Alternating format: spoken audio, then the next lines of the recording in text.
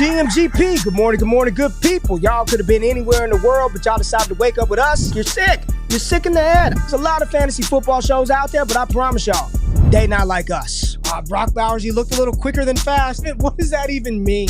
Redraft, dynasty, best ball, high stakes, we got you covered. And that's MVS and Justin Watson with some of the dopest tools designed to help you cancel out the noise and dominate your leagues. If there's a white wide receiver named Antoine, sign me up. Maybe it's cultural. I don't know. In season or off season, rain, sleet, hail, and snow, comma, semicolon, period, next sentence, to bring you the most actionable and entertaining content on YouTube. You don't go buy the dip on the Titanic. Quarterback that you love, D-Bro. One of the best values in fantasy football. Prop bets with my man Jrich. Is that yes! Let's go! So wipe the crust out of your eye, get you a cup of coffee. It's time to wake y'all asses up. We're Ray and Jay in the morning. My God. How good is he? How good? Get it? GMGP. It is Monday, January 13th, 2025. Y'all decided to wake y'all asses up with myself and my brother from another brother. Wait, my brother from another mother. Is that what it is, Jay? Is that it? It's been a minute. You're close. You're close. A minute. It's one day a week, but we in the damn building. GMGP, wake y'all asses up. We appreciate you being in the building. Adam Zaff in the building. Luke Schmidt-Shop. My dog Marcus Myers. My beautiful wife. She the baddest. 1908 in the damn building. GMGP to you, baby. She dropped little man off at daycare early this morning. Headed back to the crib. Big Diaz energy in the building. Cash me out. Adam Iverson. I was about to call him Allen Iverson in the building. Ron the Commander. Who else we got? Allen Kuhn in the building. What's going down with you, baby? Hector in the building. Ryan, call me Kyle. GMGP to you. And then MV Prof JD5 might ruin some NFC Super Bowl plans. Ooh. Jay? Ooh. We talked about it on BR. You called the bold upset. You said, hey, give me the Commanders. I think they're going into Tampa Bay, getting it done. And of all the wild card games, that was the most exciting one, right? That was the only good one. Is probably the better way to put it, right? Hey, you know, every year I say college football over the NFL. I'd rather watch college than the NFL. Give me the college football playoffs. That first round was a lot better than this first round. These NFC wildcard matchups, not good. But we're going to talk about all of that stuff. But, Jay, we got a lot of content. We got to catch the people up on since we're only one day a week. I wanted to get on here and say Happy New Year. It feels like I haven't seen you in so damn long. But for those of y'all who may be new to the channel, appreciate y'all waking up. We have a good time this morning. We're going to talk through all the games, college football, other stuff in the chat. We're going to go through a lot of different things. But I want to make sure that you guys don't miss anything that we put out on either of our two channels. And if you don't know, the new fantasy channel is booming. So go to DDFFB on YouTube. That's DD Fantasy Football. And make sure you're subbed over there. 13 pieces of content came out last week, Jay. 13 pieces of content from the channel. I got to air horn myself, hype myself up because that is dope. So I want to make sure that y'all pull up. Make sure you check out the mock draft between Thor Nystrom and myself. We dropped this one on a Friday. We normally don't do a mock draft on a Friday, but Thor Nystrom said, damn it, Ray, we got to talk about it. Jalen Milroe to the Raiders, baby. We got to talk about it. So make sure you go to the Ray GQ YouTube channel where you are watching this right now. Check out that mock and other mocks. This one was myself and Thor Nystrom. And then make sure you subscribe to my podcast feed. I am starting to do more podcast stuff, Jay. Just talking ball. Everything's not going to hit YouTube, so it's just going to be a lot of conversation, a lot of ball talk on this channel. So go to Spotify, Google, Apple, whatever you use. Let's talk ball. Sign up for the podcast. But then let's get to the content. We had rookie mocks on the Fantasy Football channel, so go to DDFFB for the rookie mocks. We have a video version of Destination Dynasty from Scott Connor talking through dynasty trades that cost old Scott Connor a title. Jrich cost him a title. Got to check that out. Dynasty Theory, Mitch, Dan, John, and the guys. So what the hell do you do now? Season's over. You got damn Chris Olave on the roster. You don't know what to do. What are we doing?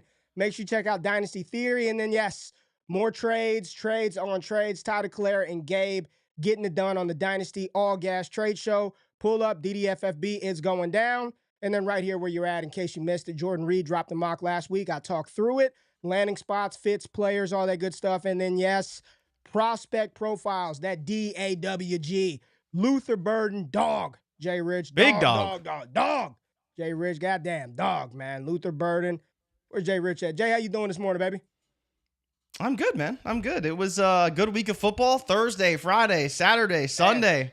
And it's not over, right? We still got a game tonight, too. We do. Is it Vikings and Vikings and the Rams? Vikings and the Rams. And for real, before we get going, everybody that's out on the West Coast in the Los Angeles area, California, or if you've got family members, spouses, brothers, siblings, friends that are first responders, firefighters helping the battle, the crazy, man, just insane to watch that and to see that. Yeah, man. Prayers, thoughts, all of that stuff with you. And if you are watching and you're out there and dealing with real life shit, hopefully the entertainment of the show, talking some ball, talking some players, having some fun, hopefully this could bring a small bit of relief to your day. So our thoughts and prayers out to everybody in California. And Jay, a special shout out to one of my fraternity brothers, man. He watches the show, plays in fantasy football leagues with me. I got him in to Dynasty Fantasy Football. I want to send a special prayer to him, man. His daughter is not doing well, is in critical condition, in the hospital down in Houston. Bad stuff happening, but we know she's covered. We're praying all the prayers and good vibes y'all can send to my brother, my fraternity brother down in Houston and his family, man. Very, very scary stuff going on with his little baby girl. But Jay, how are you, my friend? You were watching some Steelers and Ravens before we got on the stream. I don't know why you were doing that, but how was your weekend? How was football for you? And are you excited for the show, man? Once a week, I genuinely look forward to this. I'm like, I can't wait to engage with the people, to engage with the family here on the Wake Up Show. So how you feeling today, man? Yeah, I mean, lots to cover, from coaching news to college football playoff stuff. Your boy Tyler Warren balled out in the limited opportunities that he did get. We had Ohio State, Texas in Dallas, which was very, very fun as well. And of course, the slate of games over the course of the weekend. I think the biggest thing for me, Ray, is like you kind of hit on it. The college football games were kind of better than the NFL games, which we're not used to saying, but hopefully the second round is a little bit better for the NFL playoffs. Absolutely, man. We're going to talk through all of that stuff, but there was some news that has happened. I don't know if it's I don't know if your squad made it official, but you kind of want to talk about some of the stuff that's going on right now with your New England Patriots, Jay. Yeah, I mean, it's official, right? It's official. Okay. The New England Patriots and Mike Vrabel have agreed to a contract. We all kind of expected it. You know, Ben Johnson did his interview, and so did Vrabel, and it was widely speculated that Vrabel was going to be the head coach of the Patriots, and now it is official. He is going to be the head coach of the New England Patriots. But the thing is can he turn this team around? And for us, Ray, the number one question is Mike Vrabel the head coach? We don't care about that. They're probably going to have a good defense. We don't care about that. You know what we care about, Ray? What do we care about? Who is his OC? Yeah, and will he develop and quarterback? Well, I mean, that's what we care about. It's quarterback and OC for any of the new head coaches, right? I'm generally speaking. Yes, we know. Yes. Okay. Generally, but in this case, it's Drake May. Thank goodness, because we need him. But who is his OC going to be, and will he develop Drake May further, along with how do they bring in weapons to support not just Drake May, but the team itself, and what is that plan? Because we've talked about it regardless of the team. It seems like in today's NFL, you want to trend the direction of hiring the young hotshot OC, in my opinion, over the DC, because the moment you hire a DC to be your head coach, if they are not very, very good, your OC, who either helps your new quarterback and grows him, will be poached by a team down the line, or he will crash and burn, your team will still suck anyways. And so I think it's a lose-lose situation if you go to hire a DC. I don't mind the Vrabel hire because I do need the culture reset, and he's not going to take any shit from anybody in the building, which I think is very important. But it's either now we're in a situation of you bring in a good OC who helps Drake May, who eventually leaves, potentially, to be a head coach somewhere else, or he doesn't, and Drake May doesn't develop and the team doesn't get any better offensively, which I think doesn't help the team either. Yeah, and a lot of people in the chat are saying that the Titans have never had a good quarterback. Like Greg said it, Titans never had a good QB right here. Never had a good QB for the Tennessee Titans, and here we are. Ryan Tannehill did hit 4K one year, came back and said that, and then Luke says, Vrabel sucked at hiring OCs with my Titans. Good luck. Yeah. And that is from Luke, and I think that is what everybody is waiting to see. Who are they going to bring in? And that's a really good point.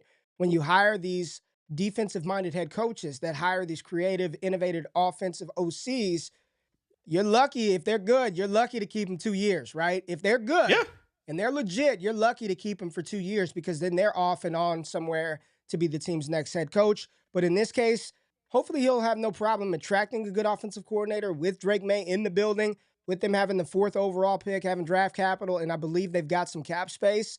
This was the worst kept secret in football, hence the reason why on Monday, when you were a little confused by why Aaron Glenn declined an interview with the Patriots, I was like, because everybody knows it's like, I'm not going to waste my damn time going through that when we all know it's Mike Vrabel. So Vrabel as head coach, how are you feeling as a Patriots fan? Do you like the hire? It's the best of the DC variable, right? Like I would have preferred an OC still, I think, but I'm fine with Vrabel if Vrabel is the consolation prize.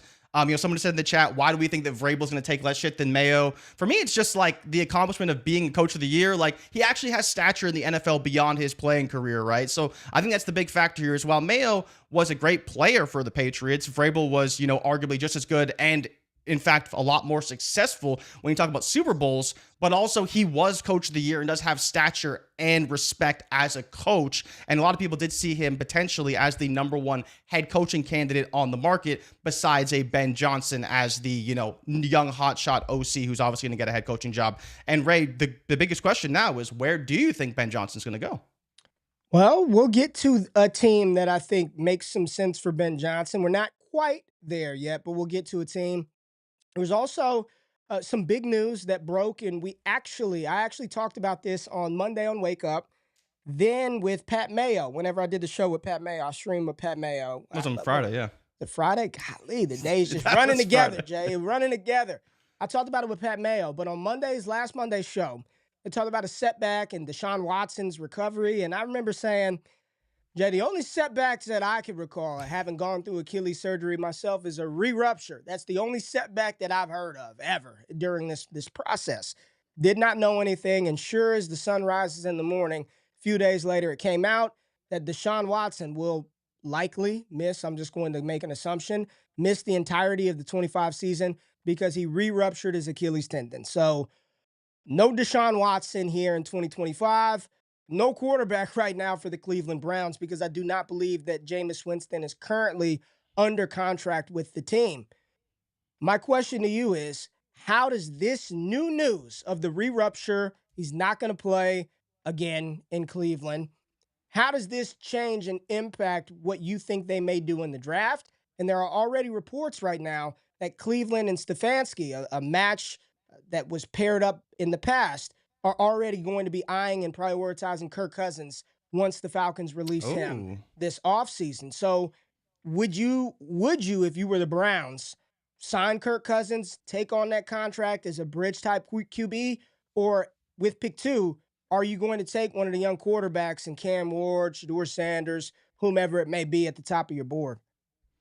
I mean, why can't you do both, right? Unfortunately for Kirk Cousins, he may be walking into the same situation he walked into last year, except if they do go QB high in the draft, he's not going to be as guaranteed that starting spot as he was this past season, right? Because when they signed Kirk Cousins in Atlanta, he was going to be the starter, whether Penix was better than him or not. The question was whether Penix played or not, and obviously we went down that road, and Penix ultimately did get the start because Kirk wasn't good enough. But if you walk into next season where they do take Shedeur or Cam Ward, presumably at number 2, and they sign Kirk Cousins in what we will imagine will be similar to Russell Wilson, where he's already getting paid like $28 million from Atlanta anyways. So he takes a cheap contract, kind of rehab his image, get some play under him, and just ultimately to be on a team, try to play in the NFL again. But against a Cam Ward, Shedeur Sanders, right? I don't think Kirk Cousins is winning that job either. So it'll be interesting to see how it plays out. It seems like he needs to kind of just rehab his image a little bit, similar to like we've seen from Daniel Jones this season and probably throughout the offseason as well. But I don't expect him to win the job. I don't expect him to start, but interesting fit with his former OC and Kevin Stefanski. Yeah, Stanley says Cousins might be the only option for the Browns. And then Greg said Cleveland needs to draft the QB here. Man, here's my thing with that. Everybody, not us, but everybody, the community consensus just continues to bury this quarterback class, how bad it is. It's not good. This is 2022 all over again. If that's the case and you're picking at 2, And let's just assume that Tennessee goes quarterback at 1 in a weak QB class. They take Cam Ward or Shador. Is this the year to, I'm going to say, draft that weak quarterback too? Or if you're Cleveland, do you just say, you know what? Let me go sign Kirk Cousins, and we're going to draft Travis Hunter. We're going to draft Abdul Carter. We're going to trade down. We're not even going to touch one of these guys. And for me, I just, if the draft analysts' assessment of Shador is correct and accurate thrower, but doesn't have the arm strength to really rifle balls, right? Is that who you want in Cleveland? Is that who you want throwing the ball, being the signal caller in Cleveland? If those assessments of his game and play are accurate, I just, this feels like a spot to me, and Jordan Reed and we engaged on X about this and disagreed a little bit. I think it makes it even more likely that they punt quarterback in the draft. Like, if I'm Cleveland, knowing that regardless of what we thought Watson was going to be, knowing that he's out for the year, I'm going to say, let's find a bridge quarterback. We're not going to draft one. Let's get depth. Let's build other parts of this team, kind of reset this thing, and then punt quarterback down to 2026. Now, does Stefanski get until that long to make it happen? I don't know. But even so, if I'm the owner, I'm like, hell no. If I'm going to get rid of your ass next year, you're definitely not drafting a quarterback so the next head coach could come in and say he doesn't want them. So just in my opinion, it seems like this might make it even more likely that Cleveland just passes on QB and kind of rebuilds this, because it feels like they're trending in the same direction as Pittsburgh, Jay. A team that is always like, they're good, but like a high floor, low ceiling type team. And that's what the Steelers have been described as. Yeah, I mean, I think there's a few different things in play here. One of them is Myles Garrett, right? Myles Garrett has been a big story all year, whether they trade him, whether he still wants to be in Cleveland, still has 2 years under his contract, so probably still going to be there. But they could go the route of potentially trading a Myles Garrett in the offseason to, again, recoup some picks and potentially draft an Abdul Carter high in the draft to replace him. Or like you said, maybe they do go the Travis Hunter route. But the other factor here that people talk about a little bit as well is they've had a first-round pick, Ray, in 3 years because they traded them all away for Deshaun Watson. And so imagine you're a GM now for the Browns, and it's your first-round pick in 3 years, assuming he even made it through that far, because I honestly don't know whether he did or not. Probably not. And so do you really now, you don't have a quarterback, you haven't had a first-round pick in 3 years, do you pass on quarterback knowing that it is still your biggest need, even though you've been trying to figure it out for years and years with Deshaun Watson? Or do you make that trade and maybe make the more sensible move, which is to trade down with a team like the Raiders, acquire some more assets, or just go another position? Because I think that's the hard part here. Not having that first round pick in 3 years to now saying, okay, we still don't have a quarterback, we're still not a good team, and passing. I don't know if that's just going to work out for the franchise and whether you can sell that to the owner in the building. That's the biggest problem. Yeah, and another comment right here from Brandon says, Browns seem like the kind of team that would let Travis Hunter play both sides of the ball. 100%. I just be think desperate that enough. this is just, I have no insider. I'm not a part of the Cleveland Brown fan base. To me, it just seems like this is a franchise that can't F this up. Not quarterback, not again. So if the assessments of Ward and Sanders are true, and I don't believe they are, but if that team feels that way, then go get somebody that's going to energize the fan base. Go get somebody that's going to put butts in seats, give some excitement, some hope. Travis Hunter would be that. And I did see a comment that if they punt quarterback, does that mean Myles Garrett walks or they have to get rid of him? Maybe. I mean, but we've seen I feel at like this he'd point, force his way out at that point, it right? feels like, it doesn't even feel like Garrett is going to be, not like a distraction, problem, none of that stuff. But it does seem like maybe his time in Cleveland potentially could be coming to an end if they can get a big haul for him. So, yeah, anything else with that one? I just think that this is a situation where I don't know what Cleveland's going to do it to. No clue. I've got no read on the situation, no lean anywhere, Jay. But let's talk through another potential coaching situation. Talk about this, and then we'll kind of get into some of the games. But it was widely reported that Deion Sanders, Coach Prime at Colorado, and the Raiders, there was some mutual interest that Deion wanted to go there, and Tom Telesco fired. You've got the Antonio Pierce out of the way, so you've got GM and head coaching job open.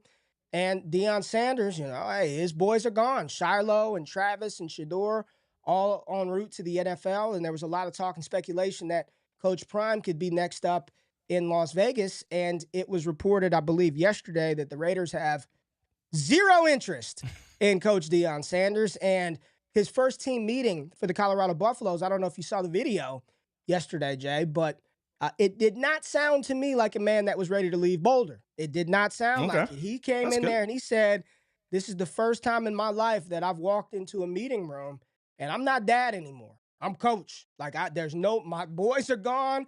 I'm not dad. I'm coach. He's built an incredible group of young men and talent there. And I'll just say this, for anybody out there that thinks that like Coach Prime and Shador and Travis, that they're these bad, devious, non-leader type kids, I urge you to go watch the documentary that they do on Colorado on Prime and just listen to how they are with their teammates. All the bullshit narratives that you hear throughout the draft streets, it's all manufactured bullshit, man. Like these dudes have grown up in a professional environment.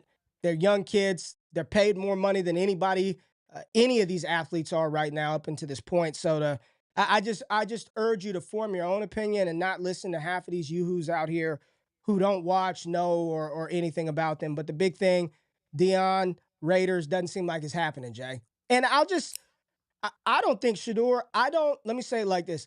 I don't think Shador is good enough to be pulling an Eli Manning either. I don't think he's going to, wherever he gets drafted, I bet you that's where he plays. There's not going to be any, my kid's not going to play here. I don't think he's good enough to pull that. So I just think it's a lot of narrative this season, but when it's all said and done, he's going to play for whoever drafts his ass.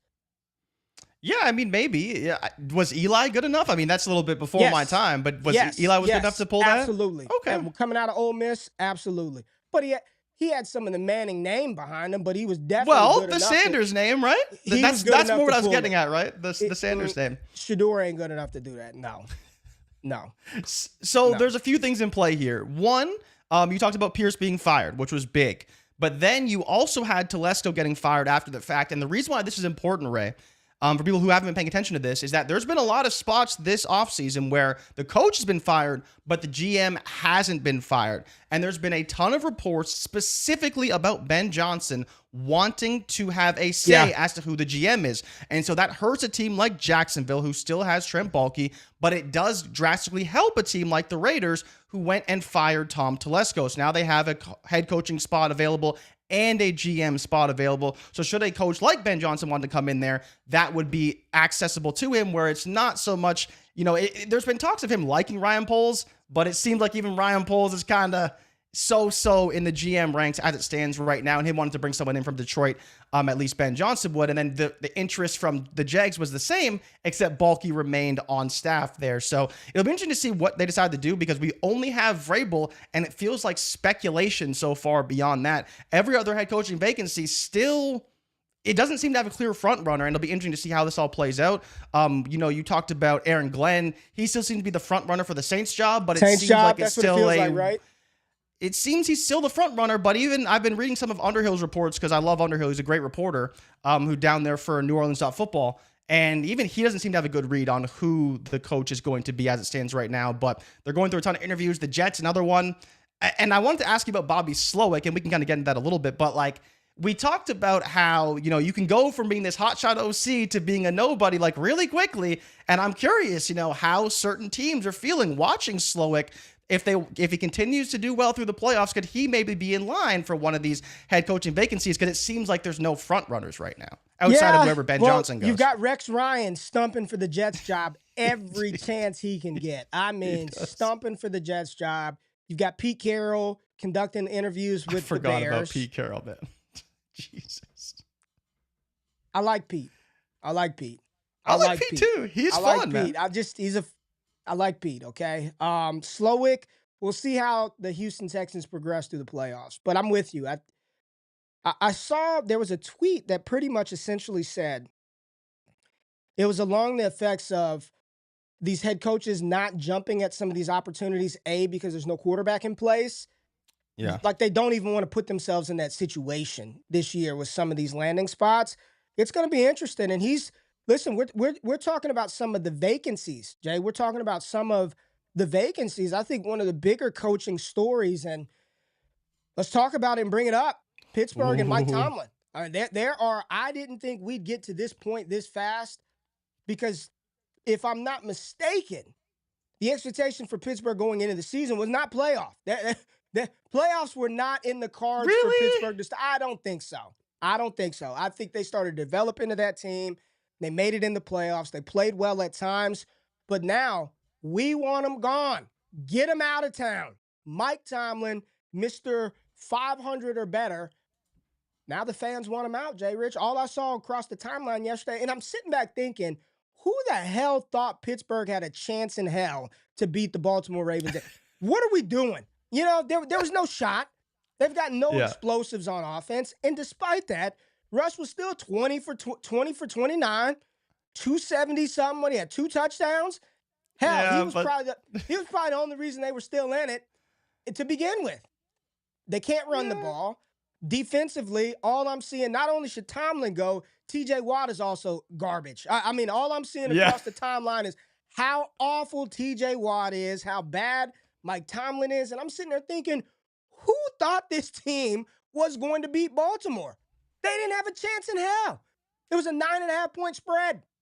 9.5 points. And now we need to get rid of Tomlin. We need to. There are a lot of things Pittsburgh needs. And I do agree. They feel like a high floor, low ceiling team. They've struggled to find a competent thrower of the football since Ben Roethlisberger. They've struggled to find outside weapons absent Antonio Brown. They thought Juju could do it by himself for a year, and it's been downhill from there. Defensively, yes, they've got a good defense, but this is not 2000, right? This isn't Ray Lewis you can't win without an offense in today's NFL. You can't do it. It's impossible. It's impossible to win in today's NFL with a stout defense. Like that's not getting it done. You better have an explosive ass offense. Your defense could be stout, but you better have a good offense to match it.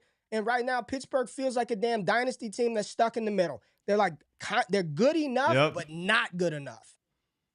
Yeah, you hit it earlier in the show, like they're a high floor, low ceiling team because they don't have enough dynamic players. And I think, Ray, the funny part about it is you could pair them very close to the Houston Texans.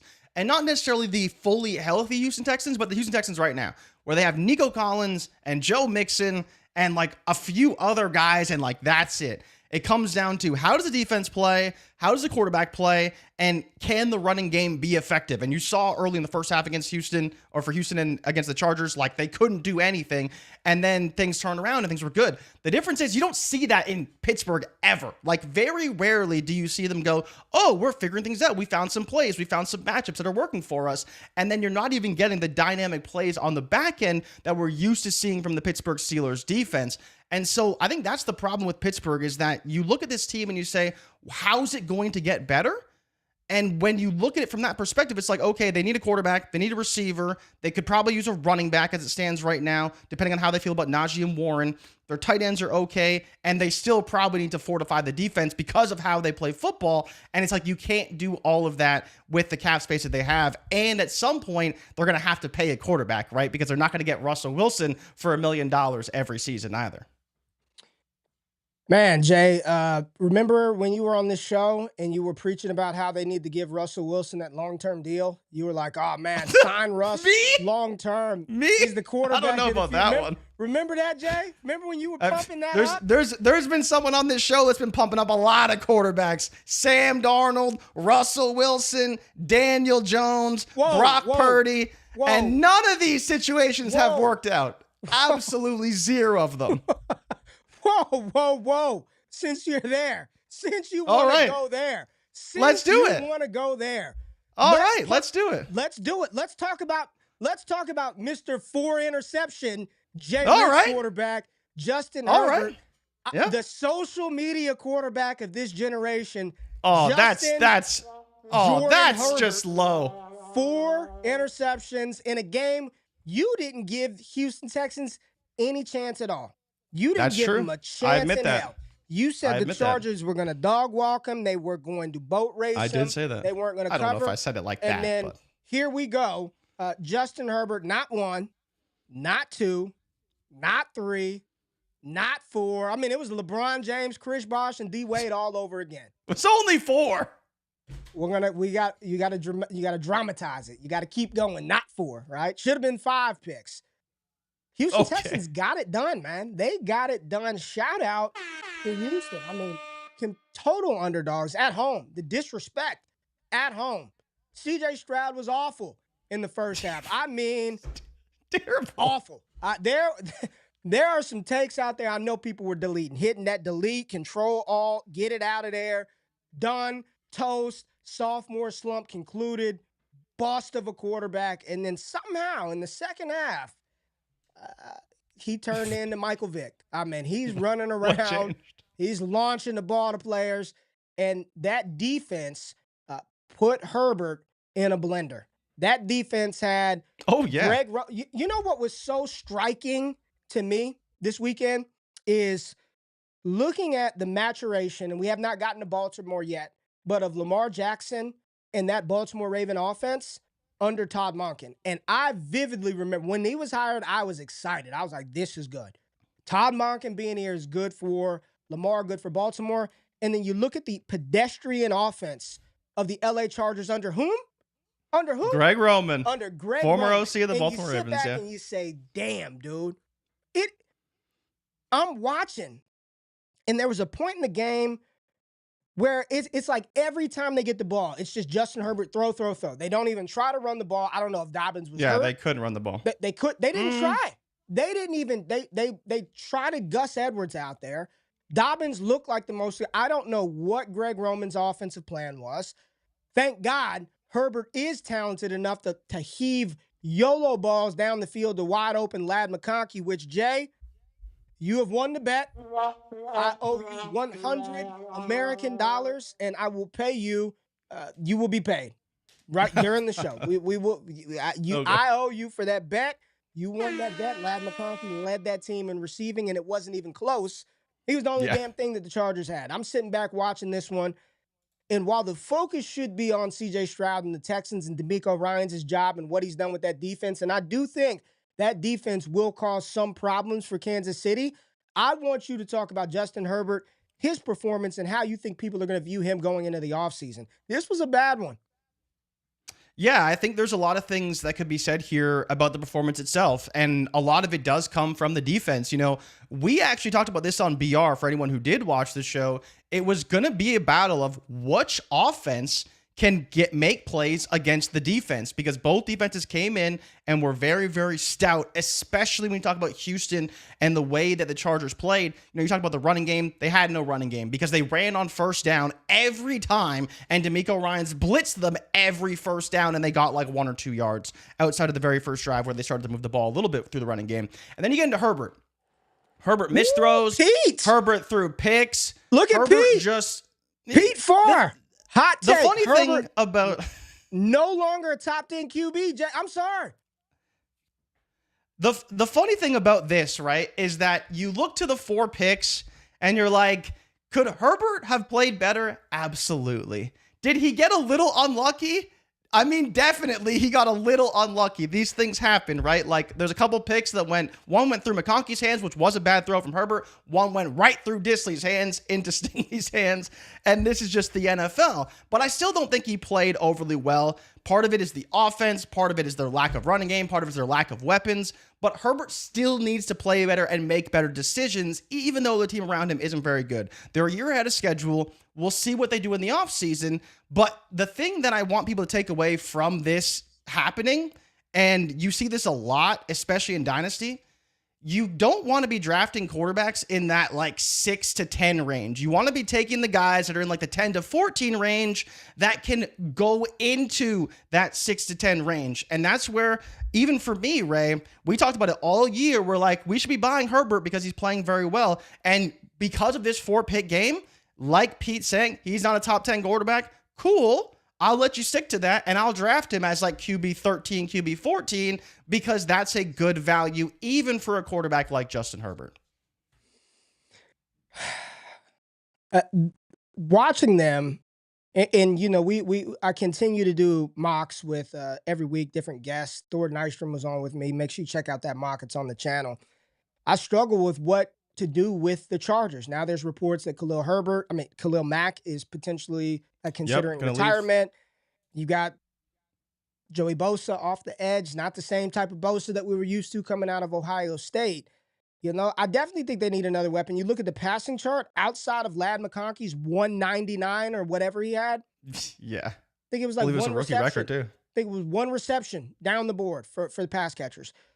Gus Edwards, he looks like an H-back. He looks like a move tight end out there. Like they should put him hand in the dirt.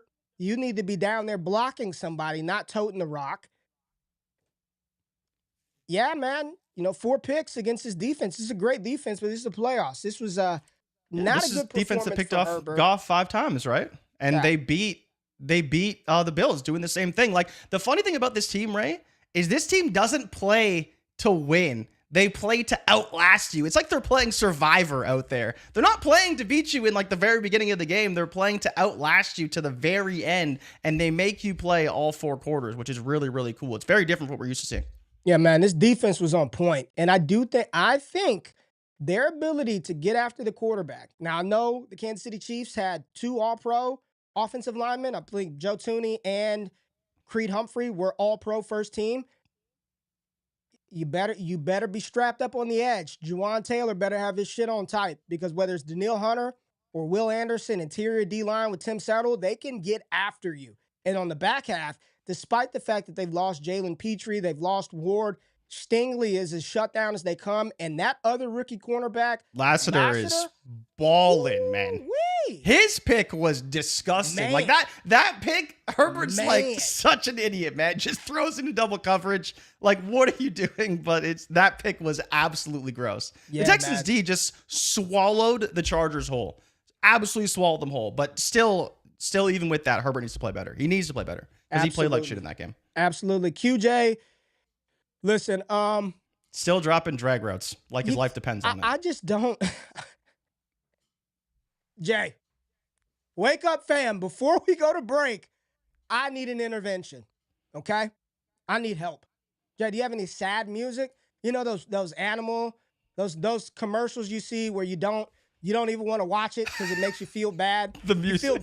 You feel guilty because your cheap ass won't give that $5 to help that bunny out.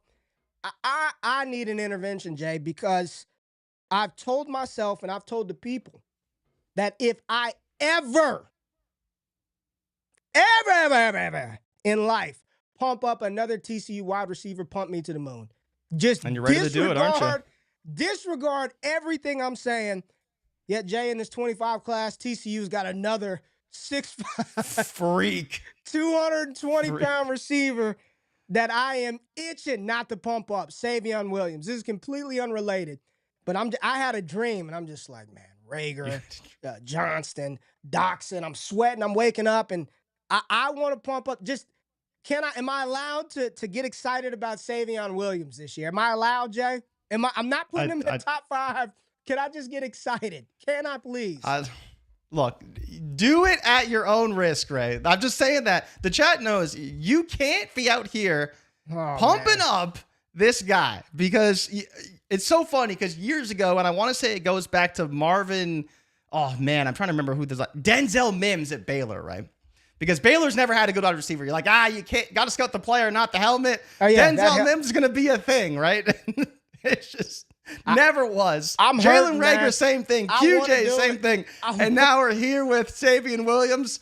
Oh, we're back. We're back, baby. He's going to test. He'll be at the Senior Bowl. We'll get some cool clips of him doing some cool shit.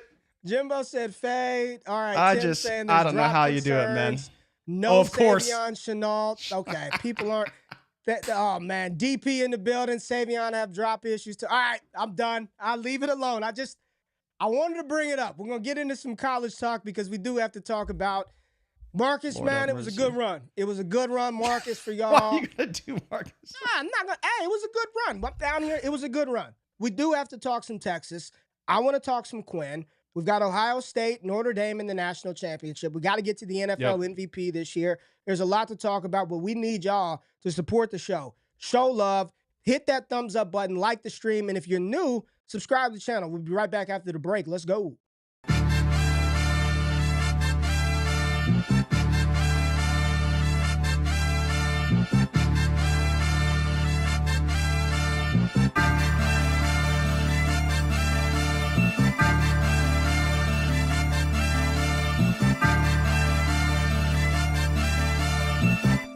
GMGP, this is Wake Up with Ray and Jay. We appreciate y'all being in the building. Do us a favor. If you're here and you've been here before and you have not, just hit that subscribe button. Do that now. Hit the subscribe button. Hit that thumbs up button so this video can get in that YouTube algorithm and do its thing. Support the channel, man. Support all the stuff that we're doing over here. We got a lot of content that we've put out on the channel over the past couple of days, couple of weeks. Jay, let me pull this up real quick. Make sure you subscribe to my podcast feed, Let's Talk Ball. Everything that goes on the YouTube channel will not be on the pod feed, right? There's going to be some stuff on the pod feed that's not on YouTube. Me just talking ball. What's going on in the world today? What's happening? It could be daily, little bi-daily, something like that. Just make sure you pull up. Thor Nystrom and I, we did a 25 rookie mock draft, NFL mock draft on Friday. So check that out to hear some of Thor's analysis players. And then there was a lot of content on the new fantasy football channel. We had rookie mocks, Destination Dynasty with Scott Connor. We've got Dynasty Theory. We've got trade shows, a lot of dope stuff across the DD airwaves. All right, Jay, we talked about it a little bit. I want to get into some college ball real quick. Can we transition to some college ball real quick? There was some declarations, some returners, some players saying that they're not coming back. So let me just give you a couple of highlights. So we've got Evan Stewart, the wide receiver out of Oregon, said he's going back to school. Didn't think he needed to come out anyway. So Evan Stewart's going back. And your boy, Carson Beck, your QB1 heading into this 2024 college football season, Carson Beck, he's staying. He said he was going to go. Now he's going to stay. I didn't know his girlfriend. Shocking. I didn't know his girlfriend was. I didn't know that. Man. I don't pay attention to that, man. I'm focused on the game. You're focused on all this other TMZ stuff. I'm focused on the game, man. I didn't know his girlfriend was one of those, was it Cavender twins? One of those very attractive young ladies, a basketball player. So he's going to Miami to spend time with her. And some people think that. And getting $3 million to go with it. Right? Well, some people think his powers left because they were separated. So you got to keep them together and. Maybe. Now he'll play a little better. Now he's got his woman next to his side. But I do think he is one of the ones that I feel with a bounce back performance, people will be back in. If you look at Georgia, his pass catchers didn't help him out. He played like ass too, but his receiving core didn't help him out well. I think he can have a little bit of a rebound. So Carson Beck, not declaring for the draft. He is going to return to school, go to Miami.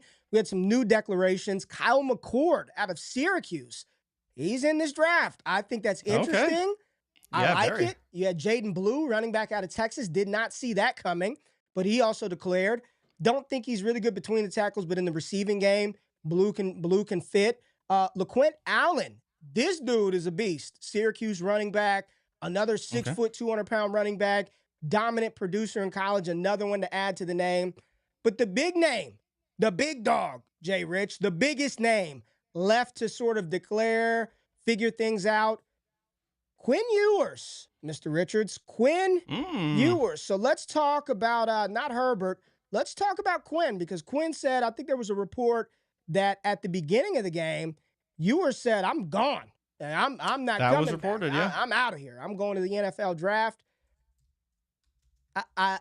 There are comments and reports and rumors. I believe Todd McShay did a poll with NFL executives, and he said in a landslide, these are in quotes, landslide consensus, he needs to grad transfer. He does not need to declare for the 25 draft. He needs to grad transfer. I think people are really hard on Quinn. The pressure that young man had coming out of high school, Ohio State, Texas, the pressure that's associated with being a Texas quarterback. They were a good team this year. They just ran up to a better opponent on that day. But I think Quinn gets a lot of heat as a collegiate quarterback. I don't think he's ready to come out. What are your thoughts about this situation? What he's going to do? You think he walks it back? You know, a lot of people think just like Drew Allar, if they come back, they need to go somewhere else because nothing's going to change at Texas, and Texas probably doesn't want him there because of Arch Manning.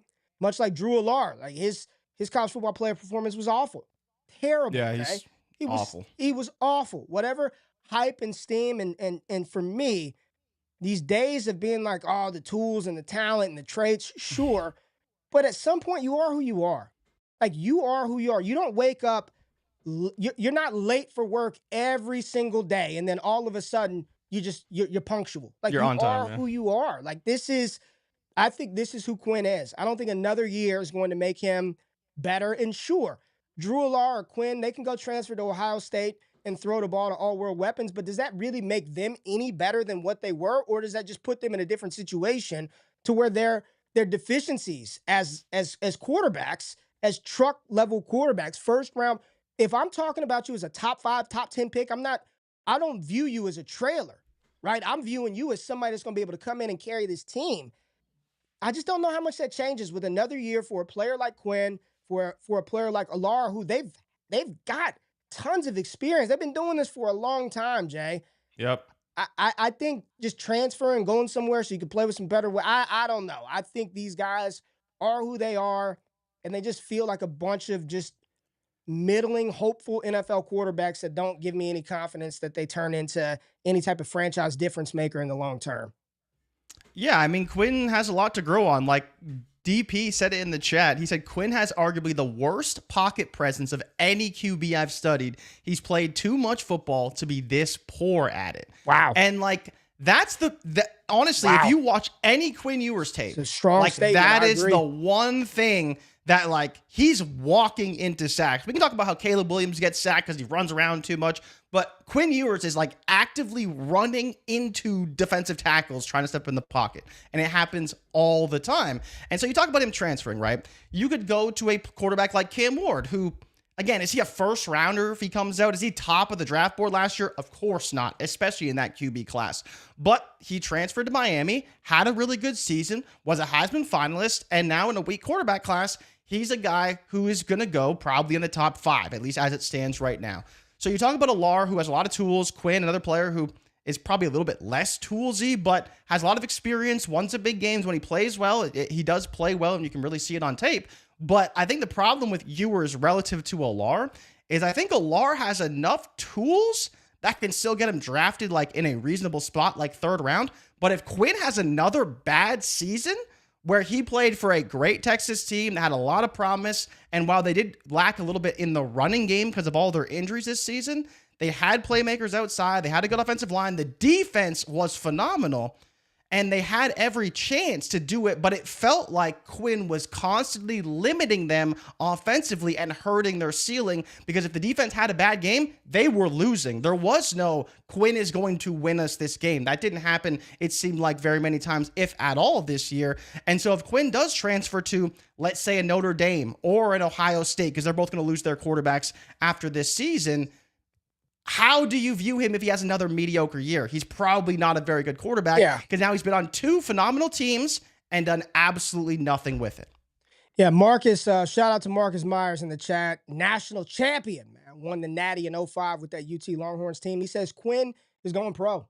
Just never was what people believed he should be based on some high school rankings. And that's a whole nother conversation for another day. The whole star recruitment ranking system, it's all BS. It's all BS. Like, some of those guys are legit, and a lot of it's all marketing, right? Just know that old GQ will have enough coin when it's all said and done to get one of these GQ kids a star. Guarantee you that. Guarantee you that. But the national championship is set. So we've got Notre Dame versus Ohio State in the Natty, Jay. So in your opinion, was the college football playoff, 12-team college football playoff, a success this year to get this type of matchup at the end? I don't know if this is what everybody was hoping for, but this is what we got. Do you think this was a successful year for the college football playoff committee, situation, how all these matchups played out? I think in the totality of how it ended up, absolutely. You have the 7 seed versus the 8 seed. Again, could you get there with 8 teams? Sure, you could. But we had 12, and we had, the automatic bids, which I think it seems like they're going to get rid of. But there's also the weird circumstance, and this isn't going to happen every year, no doubtably, is you had all the teams with the bye lost. Like, that was really strange. And you have the rest versus rust type of argument. But you have 7 versus 8 in the Natty, which is great.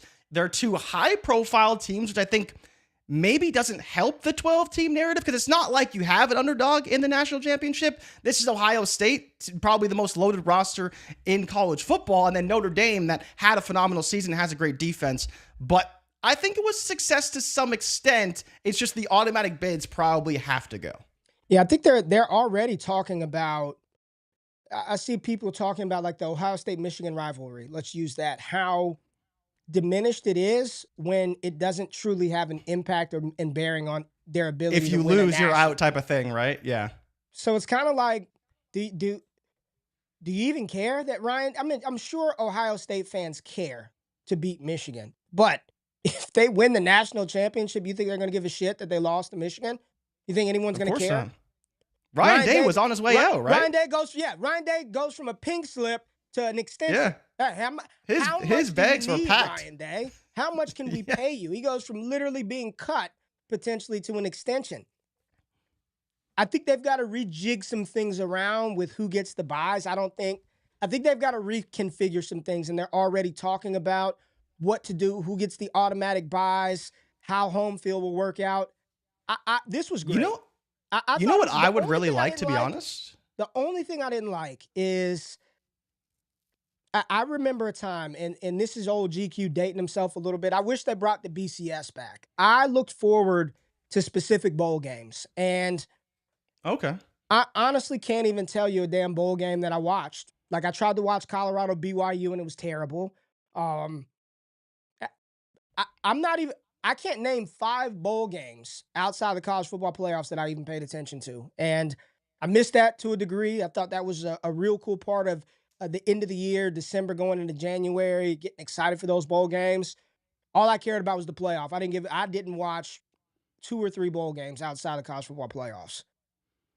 Yeah, I think that's naturally going to happen. You have way more playoff games. All the high marquee bowl games are now just playoff games. But I did want to ask you, because I think this is really interesting, right? How would you feel about the automatic bids not going to necessarily the top 4 teams giving you a bye? But I think if you win your conference, you should get a home playoff game in the first round, right? Because I think that's the part that for me kind of was unfortunate for all these teams that got in at 9 through 12. Like, all the home teams just stomped the road teams. And in the case of Ohio State, Notre Dame, like, clearly they were the better team, but they also were playing at home. I think to your point about the Michigan game, again, it's not going to matter as much, but to get to your conference championship, to have that home playoff game would give more incentive to win your conference championship and really go for it versus, kind of the way it is now. Because that way, you have a team like Boise State who they're not going to get an automatic bye to the next round, but they would at least have a home playoff game. Maybe they have to have a team like Ohio State come into Boise and play a game like that potentially. Very interesting. But yeah, how do you feel about this natty, and who do you think is going to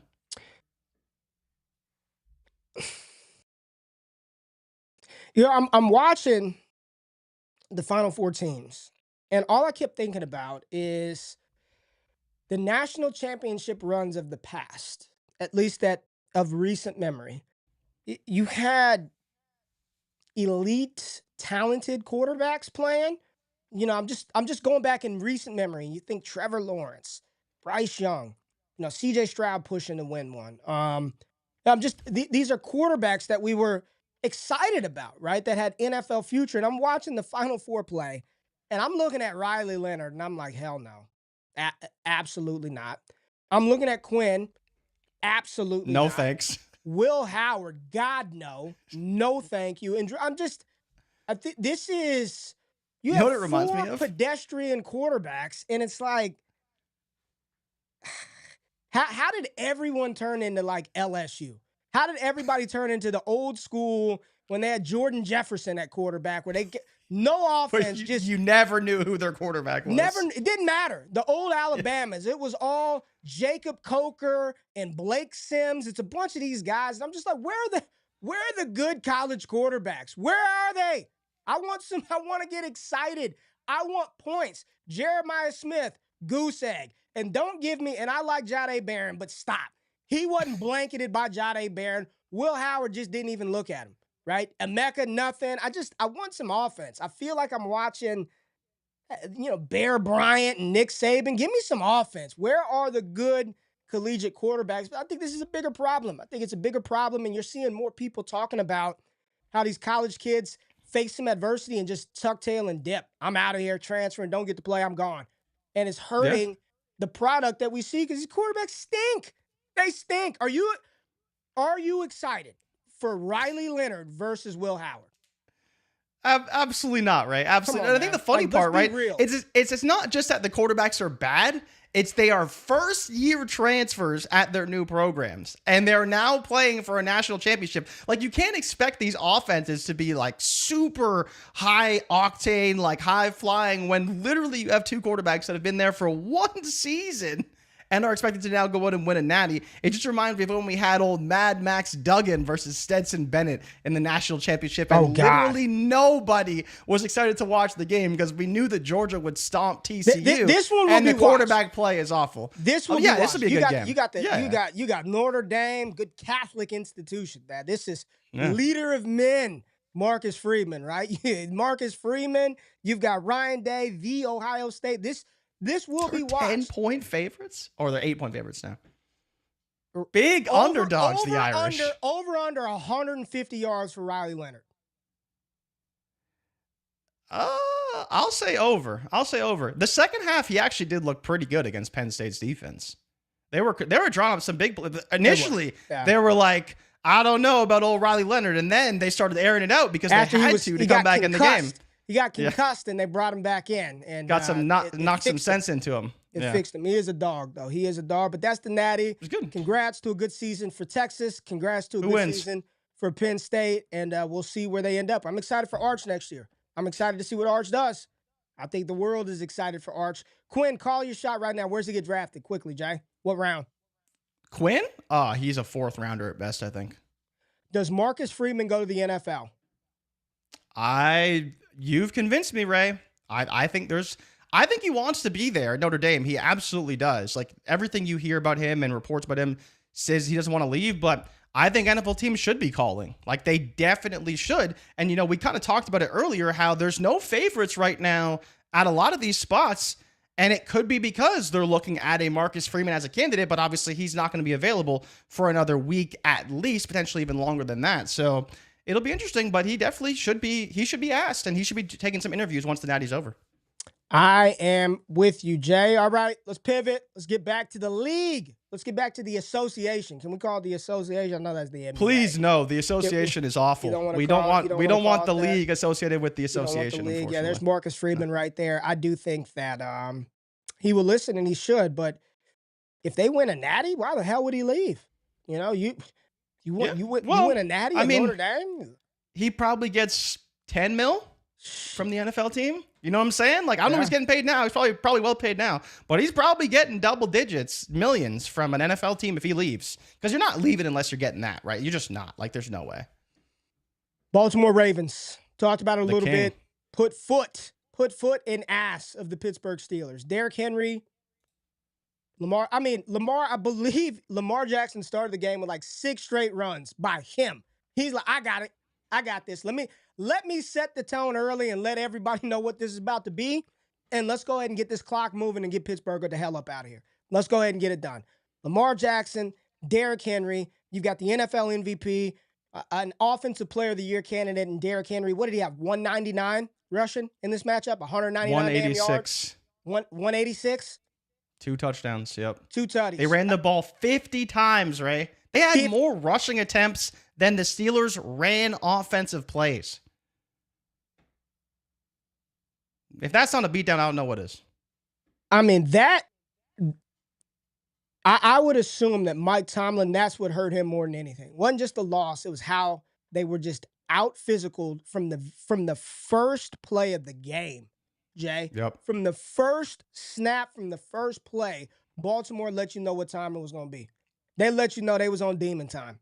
And they was going to run the shit out of the ball right up your backside. And there wasn't a damn thing Pittsburgh can do. There was a picture of Derrick Henry running with Patrick Quinn behind them, looking like, damn, man, here we go. Like, he's off in the open field again. There's Derrick Henry, right? You got Pittsburgh. They're looking at their own number 22 and Najee Harris thinking, damn, can we get that number 22? It's playoff football. They out-physicaled them. And now the Baltimore Ravens, they've got the task of having to travel to Buffalo to face Josh Allen in a game. Sunday Night Football. Let's just talk about both of these players. Talk about both of these games. Josh Allen once again. This was, even though the final score was what it was, this was okay for a little bit. It was entertaining for a little bit. Bo Nix came out hot. but Josh Allen ultimately, with his legs scrambling around, finding Ty Johnson in the back of the end zone. Did you hear a tidbit for you fantasy football dynasty enthusiasts out here? Did you hear Josh Allen after the game talking about Ty Johnson? Said he's the best third down back in football, and we're not here without Ty Johnson. He's the new Jerick McKinnon. He's the new jet for Josh Allen, because they don't throw James Cook the ball. Just take under 1.5 receptions for James Cook every game. He is a bell cow. I don't know how it happened. He's a bell cow. How does James Cook not get the ball? They don't throw it to him. He is a bell cow that's efficient and awesome, but they throw the ball to Ty Johnson. Josh Allen was incredible in this matchup. I don't know where the Denver defense was. Patrick Surtain getting cut back on by Curtis Samuel. They're throwing the ball downfield. Pass rush really couldn't get after Allen. But when the Baltimore Ravens and the Buffalo Bills met earlier this season, it was a beatdown of epic proportion, Mr. Richard. So what do you think is going to happen in this matchup? You could talk about either of the games. There's not a lot to talk about from Pittsburgh. I guess my only question to you is, do they move on from Tomlin? What do they do with George Pickens? And then talk about Josh Allen and the Bills. Yeah, I mean, the Bills had a great game. You know, you talked about they started kind of slow and they built through it. And the good thing I liked about Buffalo in this game, and we haven't seen this from them for the past month or so, is they didn't take their foot off the gas, right? They continued to drive the ball down the field, execute at a high level, and score points. And I think that is truly how you should be playing in the playoffs. You do not take your foot off the gas in the playoffs. You do not take a play for granted. You have to finish the game. And you talk about now Buffalo hosting Baltimore. We'll see how it plays out, because the defense has to play significantly better than they played the time before. We talked about how Baltimore needed that game much more. They played at home. They were fired up. They needed to win that game after losing to the Raiders. But now they have to go into Baltimore. But to your point about Derrick Henry and Lamar, they are now actually built to win in a place like Baltimore. Or in a place like Buffalo, sorry. And I think that's the difference here, is that Lamar in the past has had to kind of throw his way to win games because he didn't have that running back that could take over. Now he has that, and it makes the offense that much better. The question, I think, though, that is a pretty big one is Zay Flowers going to be available? No. Because I believe he has, like, no. You can say it doesn't matter. He's out. Well, it matters, but even if it matters against Buffalo, right? Like, you got to have everyone available if possible. He's not going to be there. He ain't going to be there. They already said, even if he's there, he's not 100. His knee is effed up, man. And they're not telling you everything that's wrong with it, but Zay's game is predicated on quick twitch ability, in and out of his breaks fast. If your knee's jacked up and he couldn't practice, couldn't do anything, the game plan, but you saw the game plan. We know we don't have Zay. We're not going to be able to kill you with Andrews and Likely. They did what they did, but we're going to run the ball. And I think they're going to do exactly what they did. Wasn't the first play of the game versus Buffalo like a Derrick Henry? It was a big run. Big run. Yeah. All right. They took it to them the last game, but the Ravens at home versus on the road, I get it. It could be a little different because and this has been the biggest problem with the Ravens for probably the last 3 or 4 years, it feels like. You just never know when they're going to have a game and really stink it up. Like, we've seen it happen multiple times, especially on the road. They've had some games where you're like, what is this team doing? You know, you look to last year, I was like week 15 or week 16 against Arizona. They absolutely shit the bed and lost to the Cardinals. But I think they will show up in Buffalo. But, Ray, do you think they can win this game? And Baltimore? Who do you think ultimately comes out on top? Because Allen's going to have his best game, right? This isn't for the MVP, but this is for the MVP, right? It's unfortunate that one of them they will lose, and they're going to get shit on. That they can't win the big game. Yeah, but you're 100%. Is the Final Four? You know, this is the problem. I would have liked to see this matchup in the AFC title game, but that's not what we got. Yeah. We got Kansas City, Houston.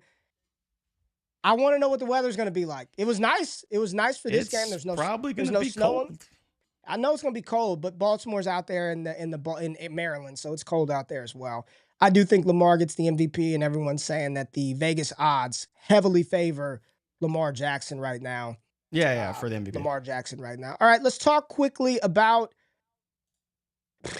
The game was not entertaining, in my opinion. The Packers versus the Eagles. Oh, that game was awful. But the Eagles got it done, and Saquon Barkley did his thing. Jordan Love throwing a bunch of picks in that game, but the Eagles won. Saquon Barkley led the way with, I think, 116 on the ground, slid, made people upset from the betting standpoint. He didn't score.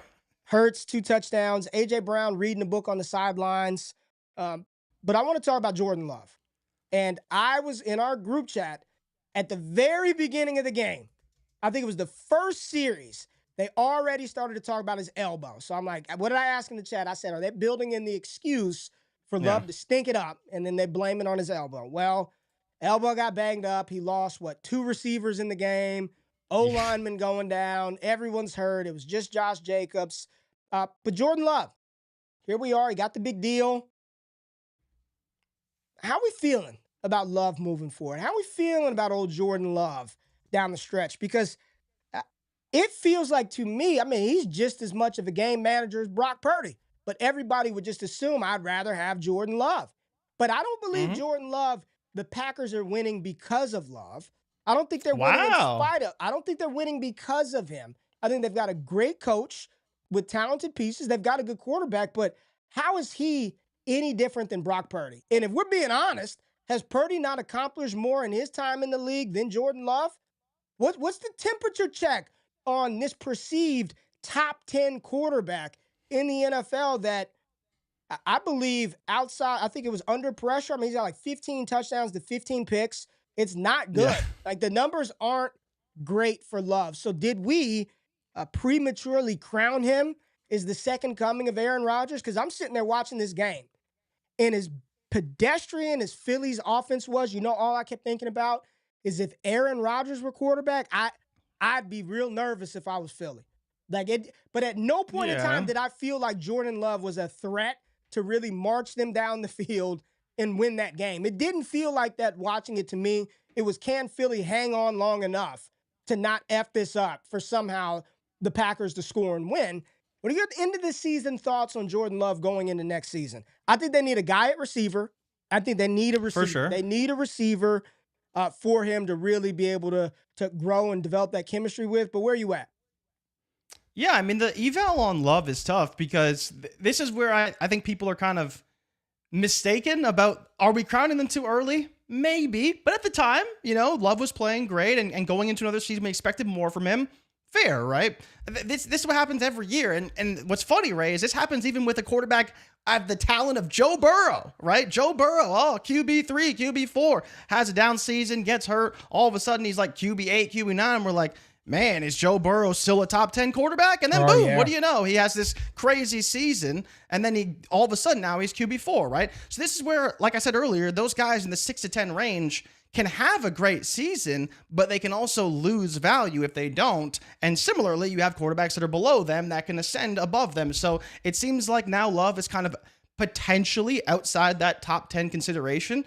And part of that is the team, right? You look at the receivers, and for years it was, man, LaFleur's really making it work with these guys, and Jayden Reed's been really good. But now it seems like the wheels have kind of fallen off, and they have nobody who can consistently get open and is available, on top of Love just throwing YOLO balls left and right all over the place. So the offense is stagnant. And I don't know if you saw this as well. I believe it was, I forget who it was from ESPN. It might have been Bill Barnwell who put this out. And he said that Saquon Barkley and Derrick Henry are really propping up Josh Jacobs as the third running back in this elite RB free agency market, because Derrick Henry, number 1 in rushing EPA, Saquon Barkley, number 2 in rushing EPA, and Josh Jacobs was 135th in rushing EPA play. Yeah, because he consistently is not getting enough yardage or creating enough himself on early downs to help them stay ahead of the chains and ahead of contact. He's also very low in success rate.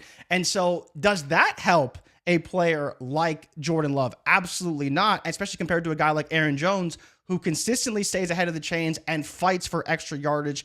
Jacobs is great at breaking tackles, but he's not good at keeping the team on schedule, it seems. At least the numbers don't bear that out. So there's a lot of things that have to change. I love LaFleur. I think he's a great coach, but they definitely have some things to sort out with the receiver core and potentially even what they decide to do moving forward at running back, because the backups were significantly more efficient than he was. Daniel Perry dropped this comment right here: Jordan Love or Justin Herbert in Superflex? I would probably take Herbert. Yeah, I'd take Herbert as well. I just like the talent more, honestly. I like the talent more. Yeah, man. Baker Mayfield or Jordan Love? Why not take Baker right now? I have no argument against it. Zero. Neither do I. I mean, I don't even know if it's why not. I think it's absolutely. Wicks might be the wide receiver one that no. It's not good. If he is, it's not good, right? He wasn't just stop with this Wicks shit. Like stop it.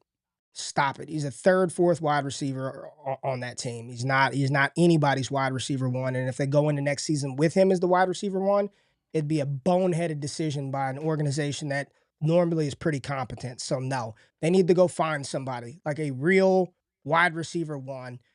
Jayden Reed is not that. All they do is put him in motion, throw him screenplays, have him out yak folks. It doesn't work. Does not work. There's no threat. And to your point, yeah, that one run was dope by Jacobs, but the difference between him and Saquon and Henry is they're creating chunk plays. Like those running backs, that shit matters. When I'm gashing you for 7, 8, 11 yards at a time, that's much different than that 3-4 yard runs. And like you said, great point, getting behind schedule, behind the chains, and now you're praying Jordan Love can bail you out when he's kind of a turnover. He's a YOLO ball type quarterback, man. He's very streaky, man. Very streaky. He's very hot, very cold, man. Very hot and cold. So it's going to be interesting to see what the Packers build around Jordan Love this offseason. What is pretty much solidified. It is written in stone, Jordan Richards. It is written in stone. Etch it. He's a goddamn superstar. Jayden Daniels is a star among stars. And to get his first playoff win on the road with a team that was projected to finish quite low in their division, quite low amongst the conference, they're 2 wins away. 2 wins away from the Super Bowl. 2 wins away from the Super Bowl with a first-year head coach, with a brand-new offensive coordinator. They bring in Tyler Biadasz at center. They draft Jayden Daniels. They're throwing the ball to De'Ami Brown, who was left for dead, Olamide Zaccheaus, Zach Ertz. I mean, they are throwing. This looks like rounds 16 through 18 of underdog. That is who Jayden Daniels is throwing to. He is throwing to guys drafted rounds 16 through 18 in the BBM tournament. And he's carrying it. This is a truck. This is an Optimus Prime level Mack truck right here. Just beautiful transform, Jayden Daniels. And I didn't think that they were going to beat Tampa Bay. I thought Baker would have enough in the tank, enough in the system to be able to get it done. They fumbled late on their own side of the field, which set Washington up to win that game. They got the Lions next. They travel to Detroit. Nobody's going to give them a chance. Do they have a... That's fine. Is there a world where they go on a run? Can this young rookie lead them to an NFC championship game? Can they beat Detroit? Absolutely. Because the biggest thing about Detroit, right, and the reason why I think they have a chance, Ray, is because you look to the only team that beat Detroit. What did they have? They had an absolute Mack truck at quarterback. That's what they had. They had arguably the best quarterback in the NFL, MVP candidate Josh Allen, and that's what it took to beat the Detroit Lions that still have a bad defense. They can fly to the ball. They can pressure Daniels. The issue is if you pressure Daniels, he can run. Sam Darnold ain't running away from you, right? And that's the big difference. When you pressure Jayden Daniels, you can get to him and you can get sacks. But if they try to treat him like he's Sam Darnold, he'll check it down to Brian Robinson for 3-4 yards and stay ahead of the sticks. Or he'll run it himself to stay ahead of the sticks. And that's the big difference. I think when you look the way they played this game, plays alone, Ray, 69-44, 35 minutes to 24. And they simply did not let Baker have the ball the entire game. They said, we're going to keep the ball. We're going to keep pushing down the field. We're going to stay ahead of the sticks. And the funny part is, and we keep seeing this with Daniels, and it's becoming a thing, you cannot not go for it with less than 5 minutes to go because you will not get the ball back. He is that good. He is that talented, and he knows how to manage a football game, which is the number one X factor that Jayden Daniels has that I can't say about any other rookie quarterback. He knows how to manage a football game and win games. And yes, coaching has to do with that as well, but he does a very good job of it on his own. And you have to give him so much credit for that, because with 5 minutes left, Tampa Bay kicked the field goal to tie. I'm like, you guys are idiots. You're not getting the ball back because you can't stop this kid. And that's exactly what happened. And he played a great football game. What's the game? What's the spread? What did it open at? Do you know what they, because I know Detroit's favored. Detroit's got to be favored by 6.5, 6.5, 7.5. I'm going to take a guess. 8.5. 8.5. That's a lot of points. Did they play this year? Did the Commanders and the Lions play? Think so. I don't think so, no. I'm not sure either. I don't think so. Looking at the comments, Lions, they have too many weapons. The Bucks beat the Lions from Jimbo. And yeah, Adam the Bucks says, did beat the Lions, which is crazy. Adam says, I believe in Jayden as a Philly fan. Detroit's D is struggling, and Jayden can possibly dice them up. I'll just say most people didn't have Washington winning. We didn't have the Chargers losing to Houston. Anything can happen. Anything can happen in these games. 8.5 seems high. For the Lions. Highest total of the week, too. 55.5, Ray. 55.5. Well, this game went under. This one was 50.5. I believe 50.5, 51.5, and it was under. Yeah. In this game. Yeah. So it's going to be fun. I'm excited. And then tonight, we have the Darnold legacy game. His future. His future is on the line. The revenge game. His future is on the line. We're not saying that lightly. His future is on the line. So we've got the Rams versus the Minnesota Vikings, and the winner will play Philadelphia, right? It's already set in stone. The winner plays Philadelphia. Winner plays Philly. So talk about the Darnold future game. Like, what's happening in this one? I mean, the Rams are going to win. I think it's that simple. I know that people want Darnold to be a thing, but I just believe in Matt Stafford. I believe in his ability to rally this team, to put up enough points to win the game. We know that he's going to be pressured, but he's dealt with that all season long. Good offensive line, bad offensive line. It hasn't mattered.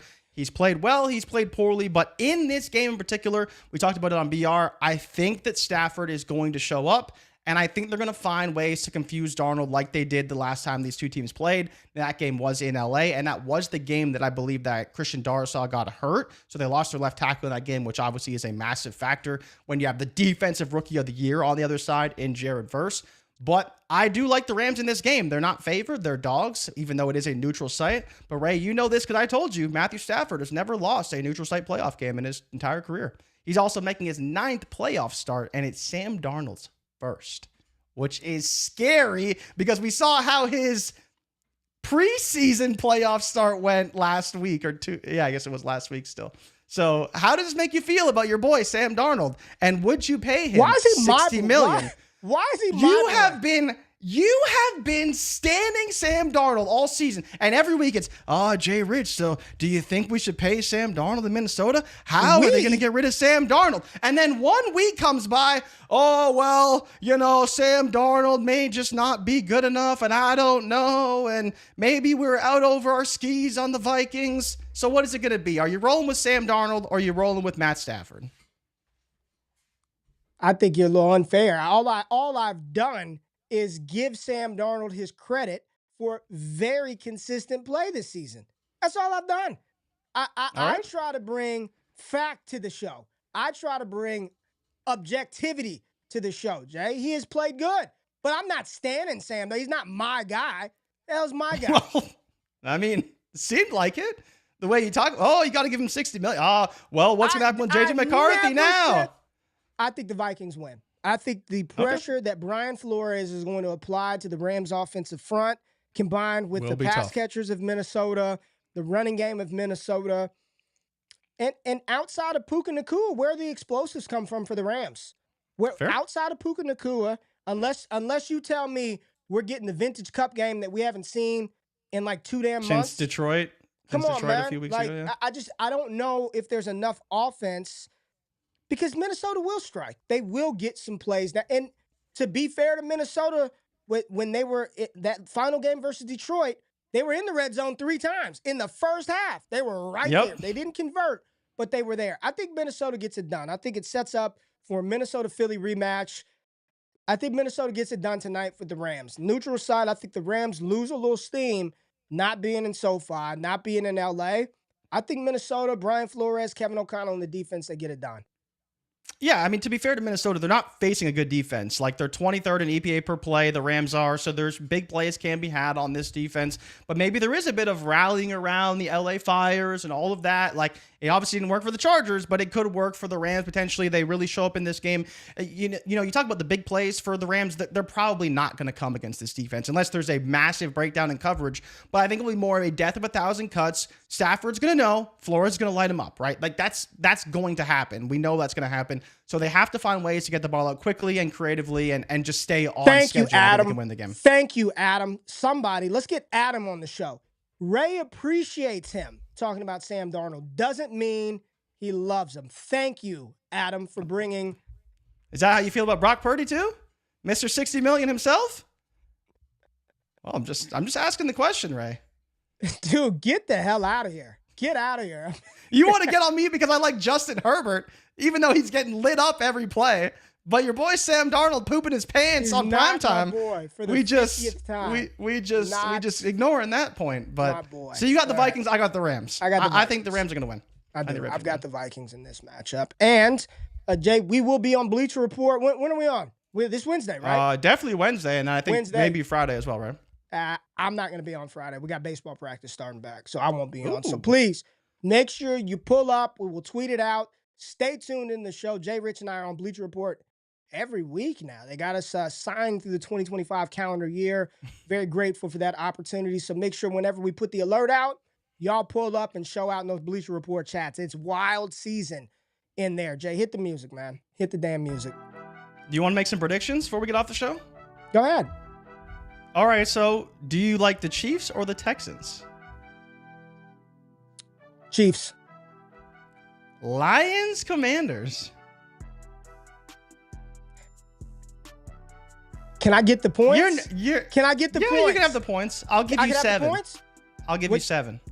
I'm not giving you 8.5. How are you going to give me lower than what Vegas has it? It's my market. You want to play by my rules or you don't want to play by my rules? Give me the points. Give me the points. All right, so you'll take it to keep it within a touchdown. I like that. This will be with the spread, even though it doesn't really matter. Baltimore Ravens, Buffalo Bills is a pick'em. Slight lean to the Ravens. 1-point favorites. -115 to -105.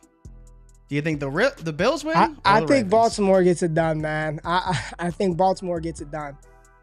And then, do you think Philly can overcome the Minnesota Vikings or the LA Rams at home? Philly did not look good. I think Minnesota. Do you think Minnesota would be favored in Philly? Probably no, not, Philly would be favored. Philly. I'll give it to Philly. Lost to Kobe Dean. They lost to Kobe Dean in the game. The defense is too good for Philly. That's the problem. I'd still pick Philly right now today. I'd pick Philly right now today. Yeah. Is that it? All right. So we'll see. That's it. So you're gonna get in Detroit and Philly. And you got. Did you pick Bills in Kansas City versus who, Ray? You got to pick your Kansas City. I said Baltimore. Kansas City, Baltimore. In KC, the rematch. Ray wants the rematch. Okay. Yeah, I like it. Yeah, I like it. I'm with it. I like it. Man. I like it. All right. Good stuff. We appreciate everybody being in the building. Thank you for pulling up. We've got a lot of content on the channel. We got more prospect profiles this week. I got Trevor Sycamore. I'm going to get him on the mock, I believe, this week as well from PFF. Nice. So we'll get Sycamore on the mock. I'm supposed to get Damian Parson on a mock. We'll do that. Make sure you subscribe to DDFFB YouTube channel. All the fantasy football content over there. Dynasty Theory, Trade, Scott Connor, Shane Manila, the 9. We might even get Jrich on a mock over there. I hope y'all have a blessed and great Monday. Make this week dope. Go out there, attack something, try something new, and stay locked into every single thing that we do over here on the channel. Much love, and we'll see y'all next Monday. We out. Peace. Peace.